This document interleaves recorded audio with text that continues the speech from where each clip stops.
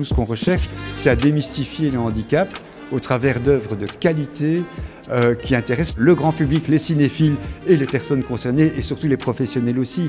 Parce que justement, c'est l'objectif de ce festival, c'est de casser les représentations.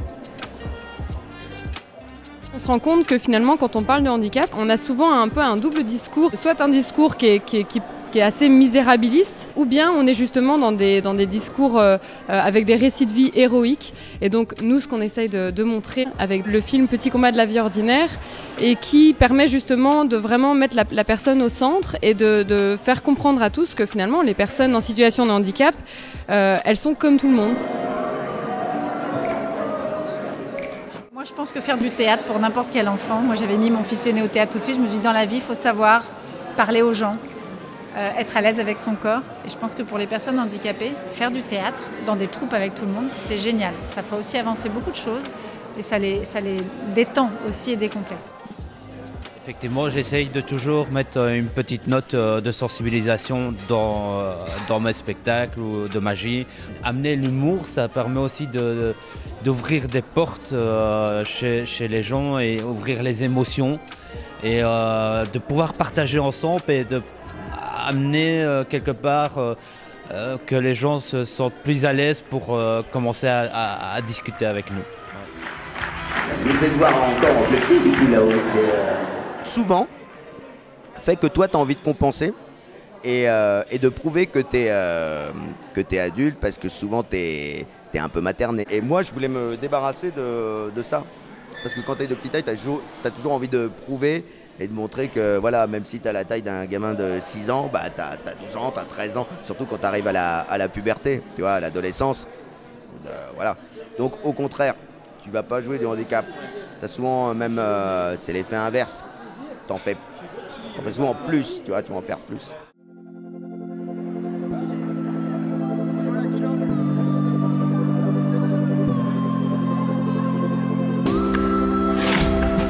C'est un handicap invisible, donc ça, a priori, ça passe, quoi.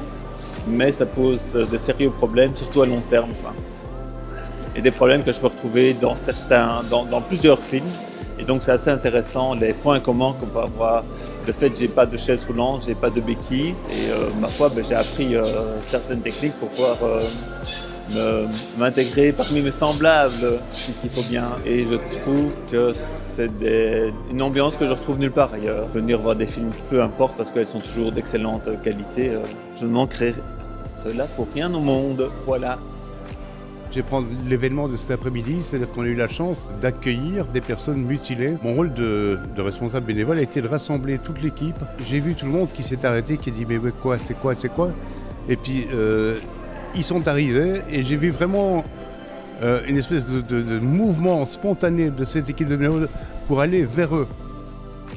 Je me souviens d'être entrée dans une maison pour acheter des œufs et d'avoir découvert une jeune fille d'une beauté absolument stupéfiante qui devait avoir 13-14 ans, qui était autiste et qui était attachée par le pied à un radiateur. Et elle me disait mais si je ne l'attache pas, mais elle va se sauver. J'ai été aussi émue par la vision de cette jeune fille que par le désarroi de la personne qui s'occupait d'elle. Voilà, j'ai le souvenir de ça et d'une solitude des deux personnes que j'ai rencontrées. L'école, c'est censé représenter la société. Dans une classe, on doit avoir des garçons, des filles, des blacks, des blancs, des beurs, une personne en fauteuil, une personne autiste, une personne plus fragile.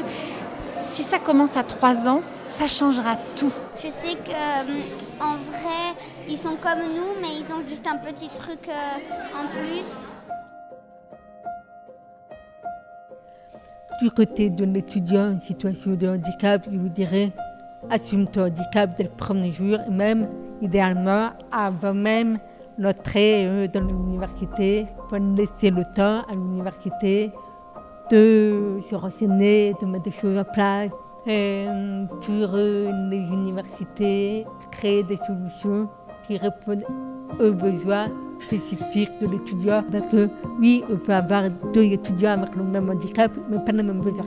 Arrêter ce statut de victime, de prendre les choses en main, provoquer et en apporter la solution qu'il faut. Ne pas hésiter à taper du poing sur la table quand on voit que rien ne se passe. parce qu'on est dans notre droit. Le handicap, c'est un handicap physique, c'est un handicap mental. Il y a une troisième dimension que l'OMS prend en compte, c'est le handicap social. Et moi, je rajoute le handicap affectif. Et avec ces 4 formes de handicap, on a tous les maux de l'être humain. Et donc, quand on regarde ça, voilà, de quoi sont faites les prisons?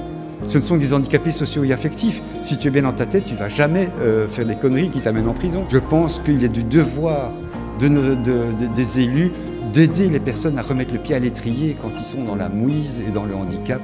Et je pense que du coup, les gens se sentiraient solidaires entre eux et se sentiraient protégés. Je m'attendais pas.